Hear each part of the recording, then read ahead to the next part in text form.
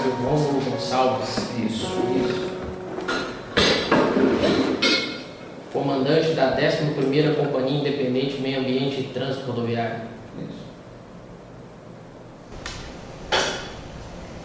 Coronel, dentro da disciplina de Sociologia do Direito, a gente tem estudado a teoria do controle e a teoria das janelas quebradas.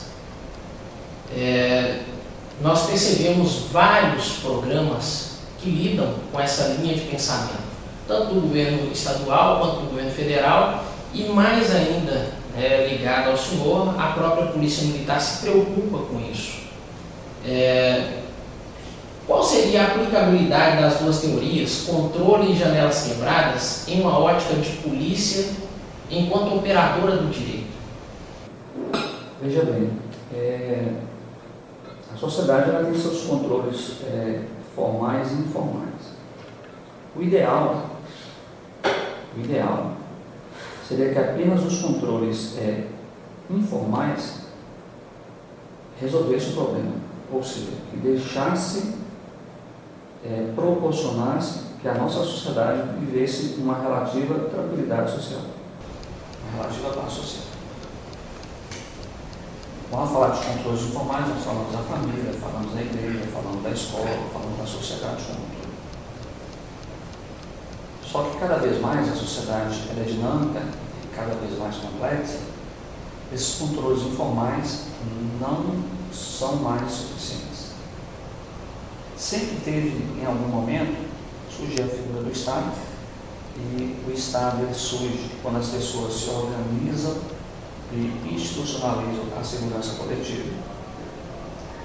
Foi necessário que esse Estado criasse os seus controles formais, até para suprir alguma falha dos controles informais. Dentre esses controles formais, nós temos um imprescindível papel da polícia.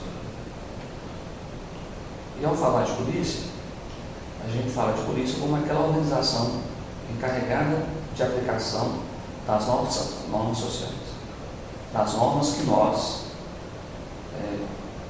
enquanto sociedade, dissemos que seria o ideal que nós queremos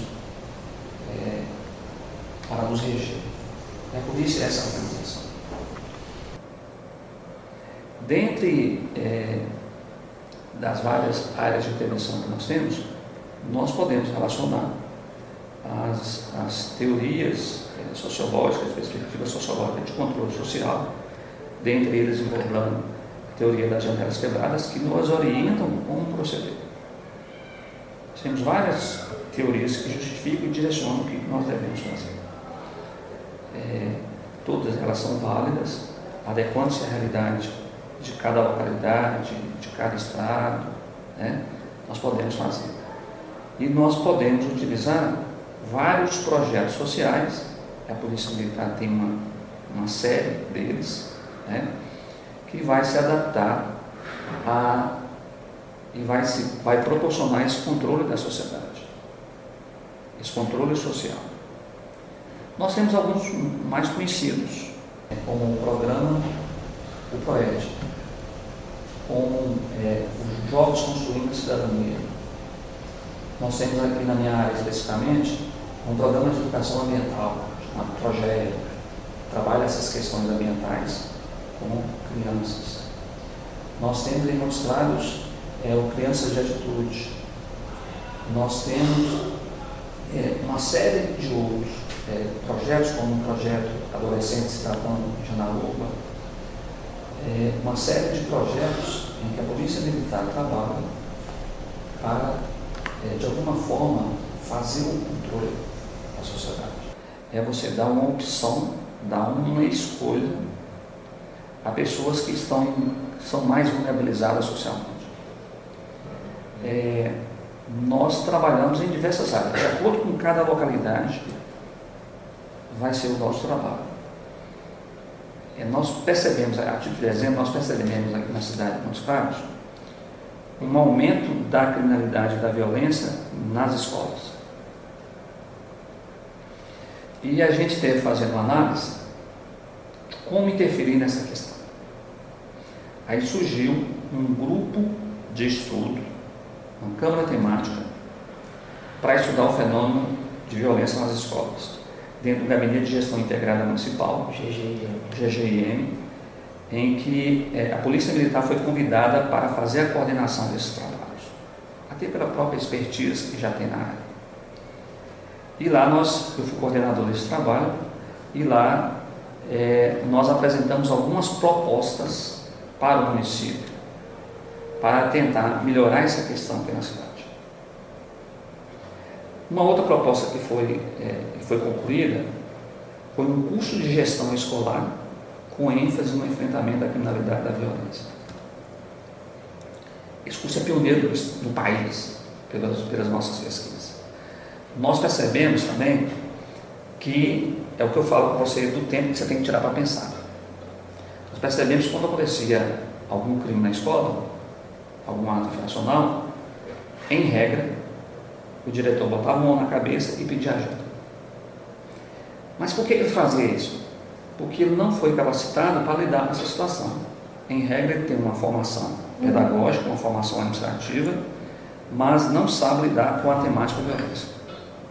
Então nós percebemos que era necessário capacitá-lo. E nós realizamos aqui em Montes Claros o primeiro curso de gestão escolar com ênfase no enfrentamento da criminalidade e violência. Curso pioneiro no país. Foi realizado de 30 de novembro do ano passado a 4 de dezembro do mesmo ano. Foi um curso de 40 horas aulas com conteúdo programático abrangente.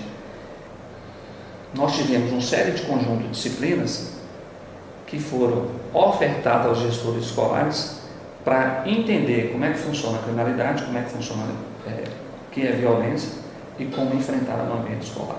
Passar esse conhecimento, né, para os pedagogos, para os diretores, né, das próprias escolas. Só me permite fazer um adendo a essa cooperação da Polícia Militar com as próprias instituições de ensino, porque aí nós vemos exatamente o que o senhor falou, né, com a Polícia Militar como representante direto da política de controle social formal.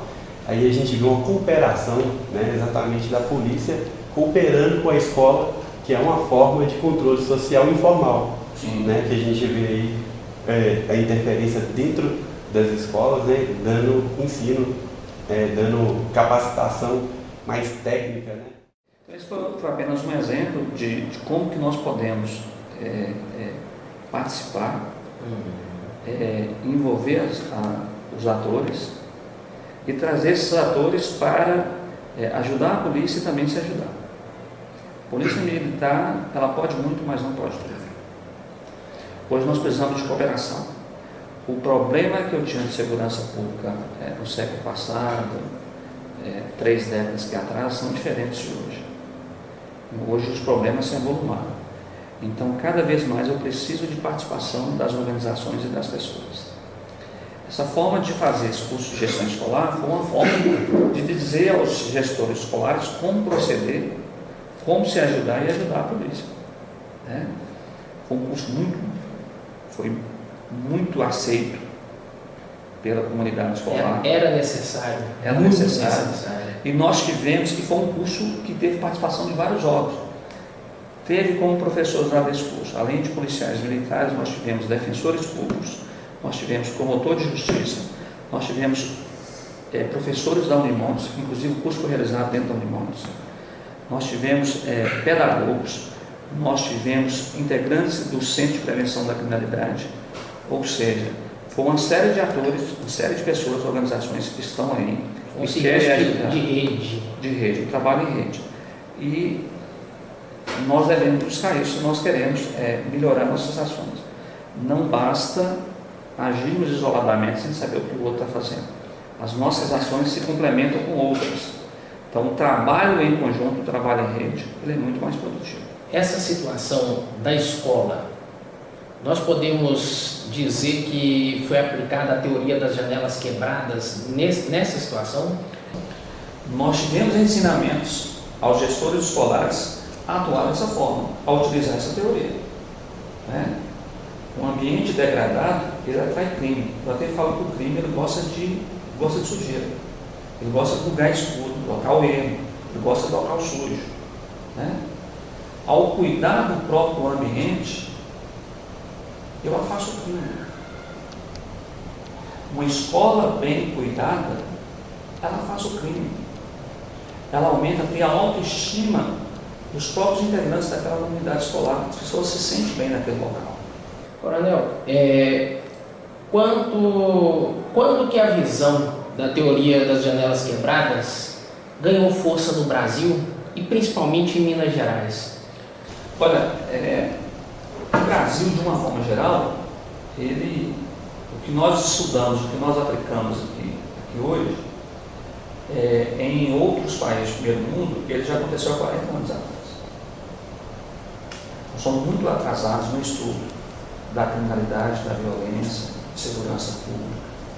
Nós ganhamos força mesmo, foi agora no início dos anos 2000, na década de 2000, 2010, que nós tivemos, sem fazer propaganda política para nenhum governo específico, mas que nós começamos a ter políticas públicas de segurança pública.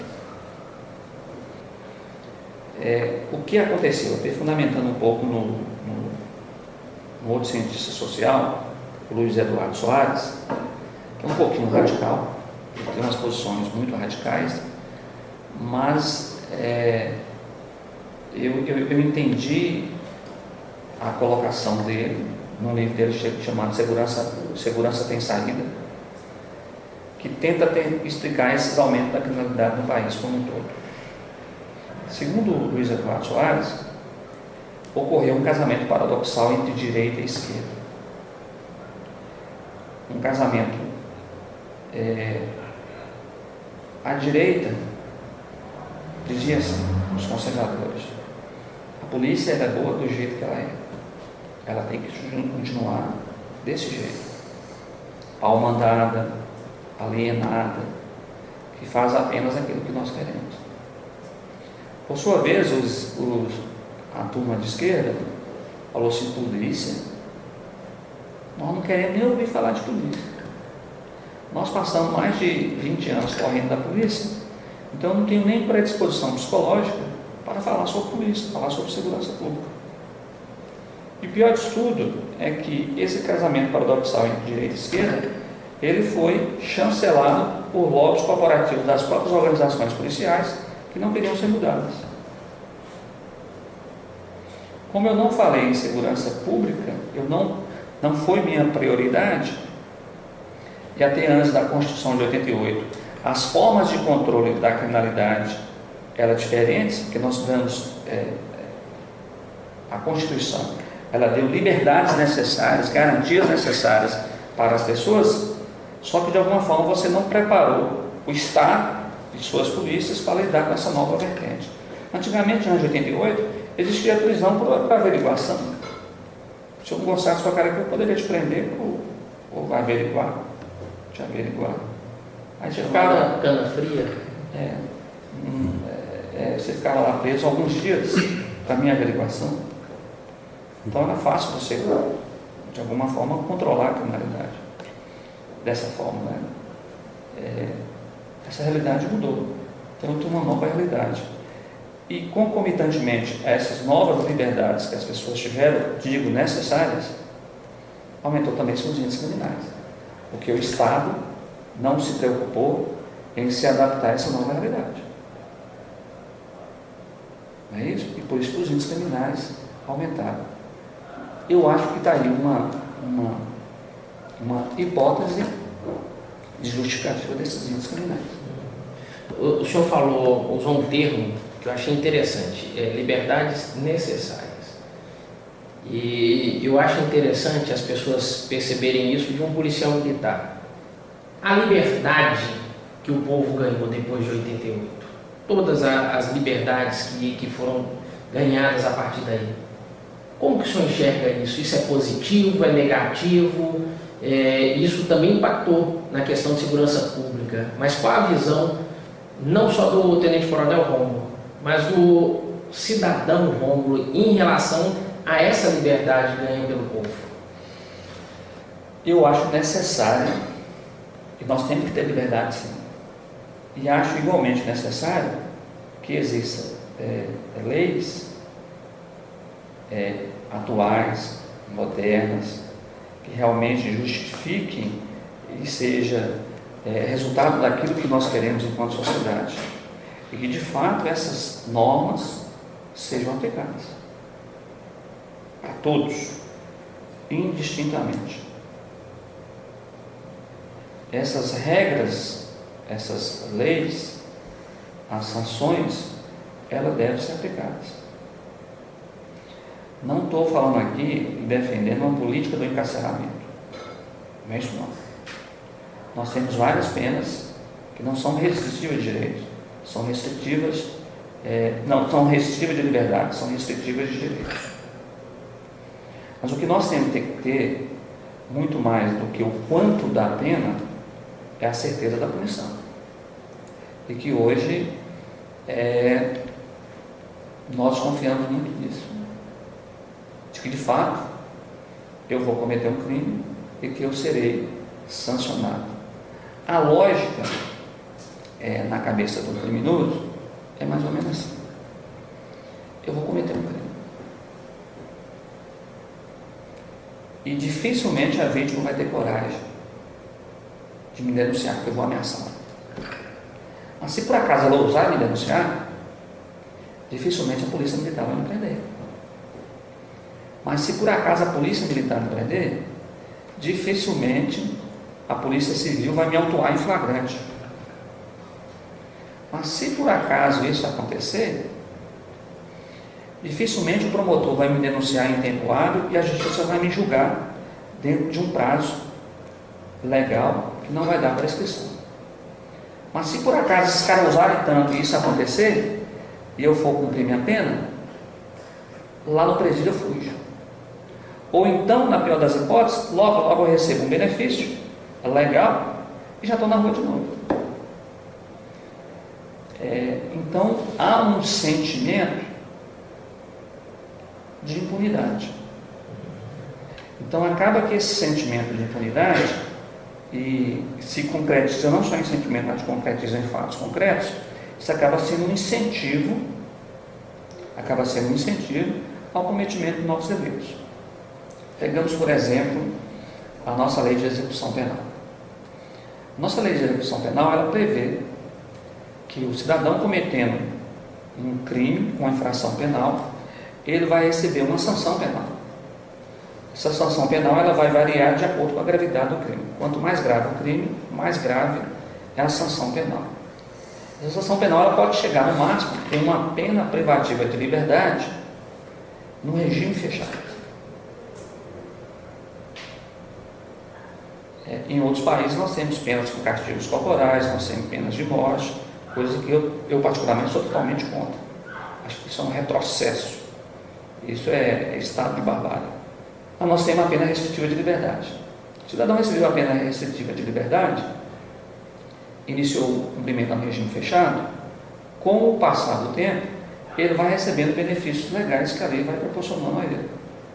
Aí nós temos progressões de regime, em que, de acordo com o regime, ele vai ter direito ao trabalho interno do presídio, ou, se o presídio não tiver condições, o trabalho externo, o estudo, inclusive, externo, saídas temporárias, que são em número de 5, de 7 dias, 5 vezes ao ano, dá 35 dias. Ele tem direito a livramento condicional, ele tem direito à prisão domiciliar, dependendo do caso, e vários outros benefícios que ele tem. Só que a lei prevê esses benefícios juntamente com condições a serem cumpridas por esses beneficiários, mas a lei não diz claramente quem que vai fazer a fiscalização em loco. Em loco, eu falo assim, lá no trabalho do cara,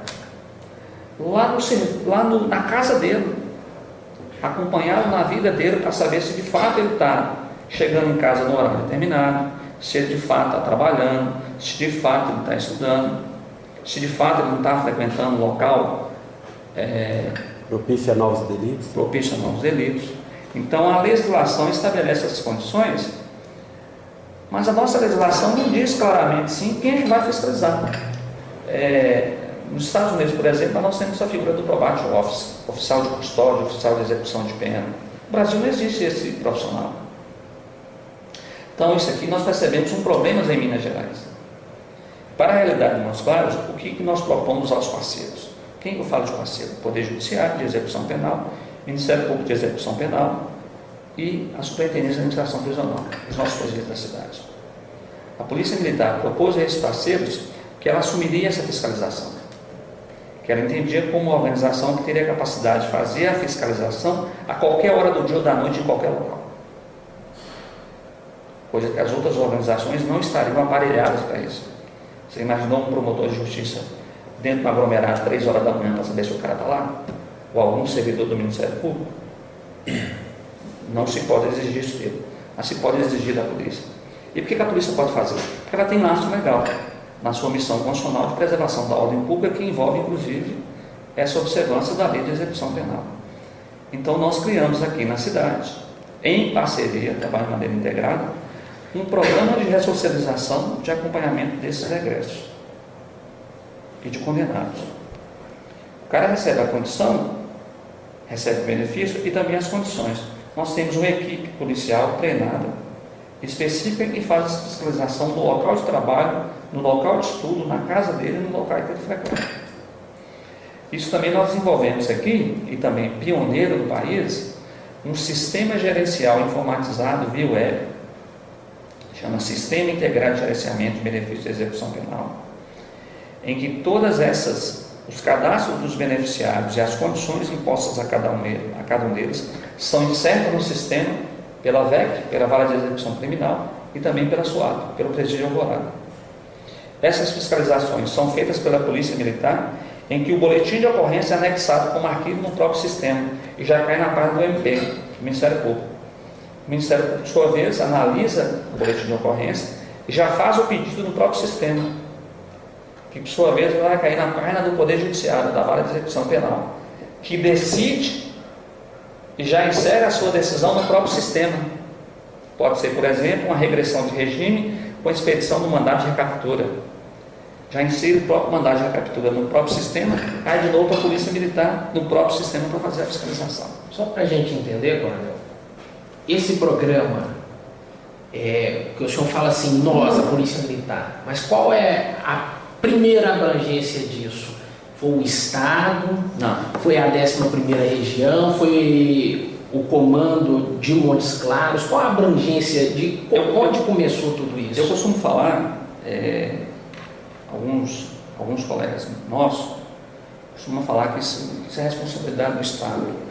Ao Estado não dá essa condição. Ao Estado deixa de fazer aquilo. Quem é o Estado? Nós somos o Estado. Nós que temos que fazer o Estado acontecer. Não adianta eu ficar esperando de sempre alguém de um escalão superior fazer. Eu tenho que iniciar, alguém tem que iniciar. E nós, enquanto Estado, devemos fazer isso. E nós fizemos isso aqui. A partir de uma angústia nossa aqui da cidade de Montes Claros, a partir de um problema vivenciado, nós propomos aos parceiros a necessidade de dar uma resposta não tradicional, dar uma resposta otimizada para obter melhor resultado. A população clama por mais segurança. Então, nós temos que buscar constantemente ações otimizadas de atuação. E nada melhor que o trabalho integrado. E o trabalho envolve, inclusive, nas próprias faculdades. Aí eu pergunto a vocês, estudantes, o que vocês estão fazendo? Vocês vão dizer assim, mas isso não é responsabilidade minha. Engano. Segurança pública é dever do Estado, mas é responsabilidade de todos. Está lá no texto constitucional. Esse é o artigo 144, no caput do artigo 144. Então, todos nós temos essa responsabilidade. O que eu tenho que fazer enquanto cidadão, enquanto estudante, é tentar atuar em prol da coletividade, em prol da segurança coletiva. Não basta apenas eu demandar o Estado, demandar a polícia. A polícia e o Estado podem mas não podem tudo. Lembrando que antes dos controles formais, nós temos os controles informais. Nós temos que começar a melhorar a criação dos nossos filhos. A família em si. O que eu estou fazendo enquanto pai? Só para complementar, já que você entrou na questão do controle informal, né, um dos principais crimes que a polícia averigua são os crimes domésticos, né? Sim. Né, um dos principais problemas que dá muito trabalho, né? Queria que você comentasse então sobre isso. Sim, nós temos, por parte da Polícia Militar, nós temos uma atuação específica contra a violência doméstica. A violência doméstica ela é cíclica. Quando você estuda a violência doméstica, você vai ver que o fenômeno da violência doméstica, ela começa com um estado de tensão entre o casal e o agressor é o homem, porque nós somos provenientes de uma cultura machista, em que a mulher sempre foi subjugada, sempre foi tratada como um ser humano de segunda categoria. E agora que nós somos, e a mulher ainda não ocupou todos os seus espaços, ela ainda é preterida, ela ainda é vista como cidadão de segunda categoria, nós temos que mudar essa questão. Em virtude dessa nossa cultura machista, é que ainda há violência doméstica. Então, ela começa com um estado de tensão, se transforma em uma agressão. A mulher, pela sua formação, pelo próprio posicionamento da sociedade em relação a ela se sente de alguma forma culpada com o estado violento do seu agressor e por uma dependência afetiva e algumas vezes até econômica do próprio agressor e da língua do povo. O que o povo vai dizer? Mulher separada. Ela acaba se sentindo culpada que não foi boa o suficiente para manter o marido tranquilo. E o marido também, o agressor, ele de alguma forma, eles demonstram algum arrependimento, volta-se a um estado de lua de mel, volta-se às pazes, para depois continuar um estado de tensão, agressão, lua de mel, por aí vai, é assim. Não tem classe social. Nós vemos aí mulheres de todas as classes sendo vítimas de violência doméstica. O que é necessário é intervir nesse ciclo da violência doméstica. Nessa visão da teoria do controle, a Polícia Militar tem uma patrulha própria de prevenção. Nós temos uma patrulha de prevenção à violência doméstica. E essa patrulha atua, tem duas respostas. Uma primeira resposta é chegar lá e fazer repressão qualificada, prender o agressor, dar o suporte necessário à mulher a fazer cumprir a Lei Maria da Penha. Todos os direitos que estão elencados ali em seus artigos 10 e 12, que devem ser assegurados imediatamente pela autoridade policial. E tem uma patrulha de segunda resposta, que vai fazer o acompanhamento desse lado. Agora eu faço um desafio para vocês aqui, estudantes. Não adianta apenas eu interferir nesse ciclo,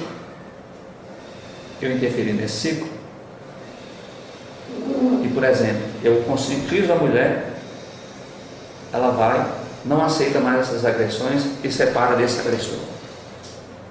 Só que esse agressor, ele pode casar de novo, não pode? Ele pode ter novas vítimas, não pode? O que nós estamos fazendo com esse agressor? Nós estamos tratando esse agressor? Esse agressor, de alguma forma, ele tem alguma doença psicológica. Ele precisa ser tratado. A lei de execução penal, ela prevê como condição para o cumprimento e para gozo de benefício da execução penal que esse cidadão seja tratado também, frequente determinados cursos, determinados tratamentos. Nós temos isso em muitos casos. Vocês já pensaram em criar? Interessante. Através da sua faculdade? O conhecimento está imposto. Nós precisamos de psicólogo, precisamos de assistente social, precisamos de assessores jurídicos. Né? Imaginou sua faculdade desenvolver isso e acertar isso com o juiz de execução penal, condicionando isso à participação desse agressor a esse curso de ressocialização, para mostrar para ele que mulher não é objeto, mulher não é propriedade dele, e que ele tem que mudar essa sua visão de mundo, que esse agressor, em sua cegueira ali, ele continua pensando dessa forma. Então eu percebo aqui na cidade de Mossoró, por exemplo, nós temos uma patrulha de violência doméstica, nós temos uma delegacia de mulheres e nós temos uma defensoria pública de mulheres. Tudo protegendo a mulher. Certo? Certíssimo. E o agressor, quem está cuidando dele? Quem está tratando? Quem está tratando desse agressor? Nosso trabalho está incompleto. Nós podemos atuar também no tratamento dos agressores. Era como, para quem vocês já assistiram, gosta de filme, é um filme antigo, não sei se é da idade suas, não.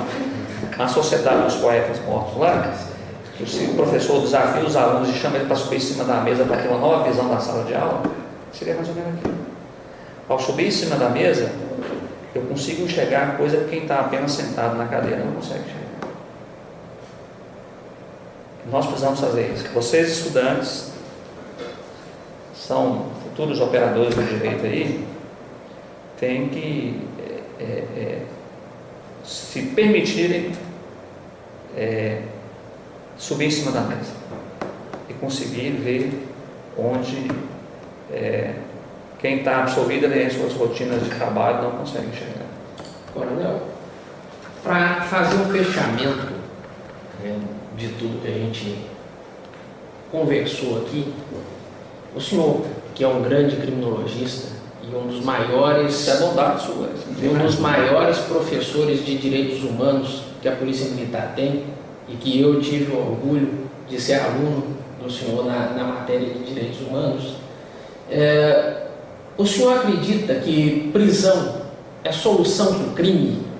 Dentro de uma concepção aí, dentro de uma visão desde Beccaria, passando pelas cadeias públicas que a gente conhece muito bem, que muitas vezes se fala dentro das faculdades, para uma visão de um sistema prisional mais moderno, de tudo isso daí, prisão é realmente solução para o crime? Eu não posso afirmar que prisão seja solução, mas eu digo que prisão é necessária. Prisão é uma necessidade. Mas o mais importante do que o quanto de punição, o tamanho da pena, é a certeza da punição. O que eu entendo hoje que mais incentiva ao cometimento de novos delitos é o sentimento de impunidade. É o que eu falei para vocês aqui desde o início. Que o infrator, quanto mais, tá, Gil? Que aquele que comete um crime eventualmente, nós não podemos dizer que esse cara é criminoso, não. Inclusive, esse cara que comete um crime eventualmente, ele é até discriminado lá dentro do próprio presídio. O criminoso lá, o cara que fala que é do crime mesmo, ele hostiliza o cara ali que eventualmente cometeu um crime e está ali dentro. Então, muito mais do que o quanto de pena é a certeza da punição. Se eu souber que eu vou cometer um ato infracional e que serei punido, isso vai me desincentivar ao cometimento de novos crimes. É você elevar o custo do crime. Hoje, cometer um crime está muito em conta, está muito barato. O custo do crime para quem o comete hoje é muito pequeno.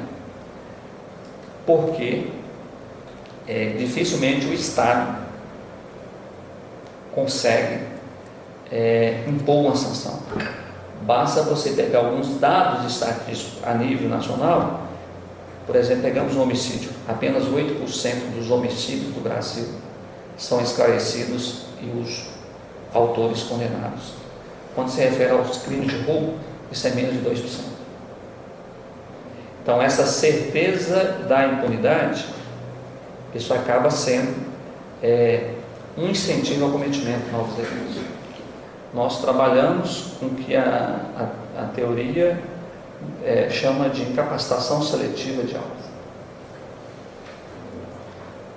Se eu sei que dentro do número de 500 presos, de 500 pessoas potenciais cometedores de crimes aqui na cidade, eu tenho 20 que cometem 80% dos crimes, eu vou atuar em cima dos 480 ou em cima dos 20?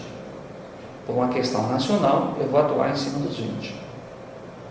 Porque esses são meus alvos, são as pessoas que mais vão cometer crime. Então, atuando em cima deles, fazendo uma incapacitação seletiva, eu reduzirei o maior número de crimes. Bacana. Bem, esse foi o nosso bate-papo com o Tenente Coronel Romulo. Ele é bacharel em Ciências Militares, bacharel em Direito, isso mesmo? Isso. Pós-graduado em Direito Processual, Segurança Pública e Análise da Criminalidade, Violência e Segurança Pública. Então, esse foi o nosso bate-papo com um criminologista que é tanto da área teórica quanto prática. E essa é a visão, então, da criminologia moderna. A gente queria aproveitar a oportunidade para agradecer, né, a contribuição que o senhor pediu para o senhor, autorização para a gente poder passar em nossa turma. Acredito que os desafios lançados, eles não vão ser esquecidos e vamos tentar reproduzir, né, para os outros estudantes também, para que a gente possa cobrir exatamente essas lacunas, né, que sempre ficam dentro do conhecimento geral. Você acaba de fazer aqui um compromisso, e compromisso muito importante que deve ser cumprido. Ou seja, você e sua turma, em nome de sua turma, aí depois você acerta com seus colegas lá, vocês estão assumindo o compromisso de ajudar a coletividade. Vou até parafrasear aqui James C. Hunter, no livro Monge Executivo: intenção menos ação é igual a nada. Então, além de intenção, eu tenho que transformar isso em ação. Aí sim, eu transformo essa minha vontade em atitudes e em resultados em prol da coletividade. O desafio está lançado. Ok, obrigado. Nada. Maravilha. Um abraço, André. Muito obrigado aí pela Um abraço.